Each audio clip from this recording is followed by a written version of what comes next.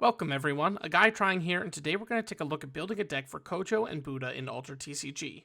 Like our other starter deck heroes, Kojo's simplicity opens him up to many playstyles, so for this video we're going to focus on a deck built around the Foundry, Axiom, Bastion.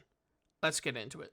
Even though they're not really the center of our deck, let's start with our hero. Kojo and Booda are a Bravos hero whose ability reads, at noon, if you are the first player, create a Booda companion token in your companion expedition. This ability doesn't have direct synergy with our game plan, but does give us some value every other turn. In most other TCGs, there is an inherent advantage to being the first player of the game, but Altered's shared day system seems to alleviate that situation. I don't have any hard data on the subject, but I think there are actually many heroes that would prefer to go second on day one. Kojo is not one of those heroes, though. He's probably the hero you'd most want to go first on because it's directly tied to his ability. If the game lasts 8 days, it doesn't matter if you were first or second player on day 1 since you'll still only get 4 procs of Booda.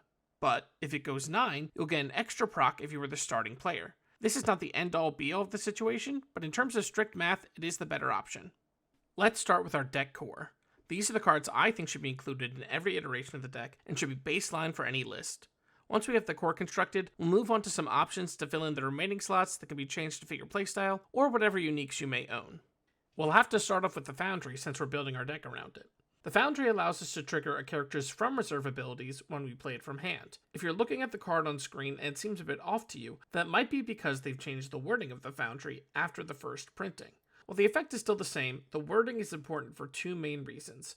First, it turns the effect into a binary situation where from reserves are either being activated or are not. Under the initial wording, it could be argued that you could activate 2 different Foundries to activate your next character's from reserve effects twice. With this new wording, the effect does not stack. The other reason is that it confirms that the character being played is activating its ability, not the Foundry. If Foundry was copying and activating the characters from reserve, it could potentially allow you to play around the council since the Foundry is not being affected by the expedition zone, but now it is just allowing the character to trigger an ability, which means the council will stop the effect. In addition to the Foundry, we'll also want to include Haven. Haven is an incredibly strong card that also synergizes with the Foundry because it gives our characters a from reserve ability. This way, when we activate the Foundry, we'll trigger our added boost effect on top of any others our characters may natively have. While other decks are incredibly focused on the resupply the rare gives, it's not as needed in this deck. We aren't looking to play out of our reserve as much because of Foundry, so we can easily downgrade this to common if we need the rare slots. Ratatoskr and Foundry Armorer are the key examples of what we're looking for. Cards that are cheap from hand and have good from reserve effects. Both are 4/4/4s under Foundry, with Armorer costing 1 more but allowing us to split stats if needed. These will help us outstat our opponents early on and then dominate the mid-game. Haven Bouncer and Ordis Spy give us ample access to Sabotage, reducing our opponent's card advantage throughout the game, and we're fortunate enough that both of them have built-in from reserve effects that can get value off a Foundry. We're looking to capitalize on offensive pressure that things like the Foundry and our hero ability give us, and Sabotage will hinder our opponents and make it harder for them to come back. We don't have too many specific spells that we're looking to put in the deck, but Helping Hand and Mana Eruption are good standards for Bravos. Helping Hand allows us to recur value, especially since our cards are often strong from reserve, while Mana Eruption is unconditional removal.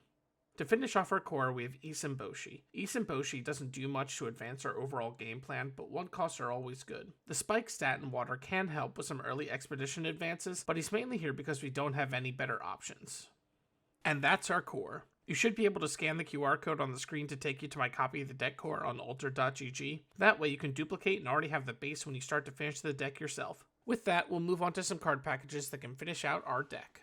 If we're looking for more Foundry friends, Haven Trainee, Sun Wukong, and Axiom Salvager all have good from reserve effects that we can use. Haven Trainee and Sun Wukong are just stats, while Salvager can help with card advantage. With the way the deck currently functions, I normally pick Trainee or Wukong because we want to overpower our opponents. It also helps that they don't take up rare slots.